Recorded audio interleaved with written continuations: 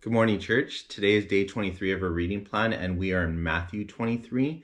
Matthew 23 starts off with Jesus addressing the crowd and his disciples and encouraging them to follow the teachings of the Pharisees, but not the hypocritical examples of the Pharisees, because it's found that their motives are more self-serving than anything.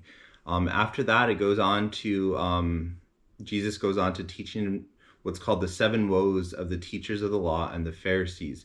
And I wanted to read a small section of this and then talk about it a little bit. So this reads in verse 25. It says, "Woe to you, teachers of the law and Pharisees, you hypocrites! You clean the outside of the cup and dish, but inside they are full of greed and self-indulgence.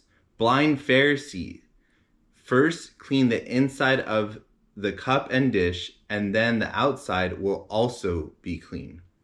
Woe to you, teachers of the law and Pharisees, you hypocrites!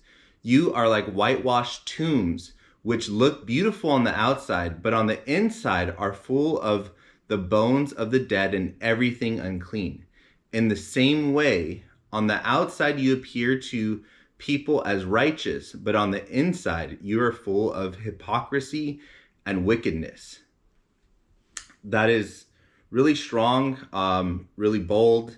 And I know that these woes are teachings, are warnings to teachers and in this case Pharisees, but I think a lot of it could also be applied to us, and I think we have a lot to learn from this. So for me, it just made me start to think of what are parts of my life that I'm getting caught up in, like sin control, right? We want to hide different parts of who we are from people. And I think if you find yourself in that case, in those circumstances, those are the parts in which he's beginning to talk about right here, and just saying, you hypocrites, we want to have this public appearance, right?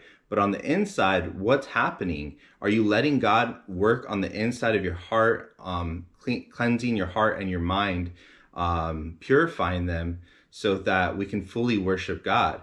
And that's really what I got out of today. I want to encourage you that if that's where you find yourself, just invite God into those parts so that he can begin to cleanse and purify your heart and your mind, and stop worrying about the outside appearance and trying to do what looks good to others, but instead start taking care of the inside and the outside. It just as it says, first clean the inside of the cup and dish, and then the outside also will be clean. I believe that if you invite God, if you invite Jesus into the inner parts of your life, then the outer parts of your life will begin to love our neighbor and love others as a expression of what Jesus has done on the inside of us. So I hope this has been encouraging to you, and I hope you have a great day. Bye, church.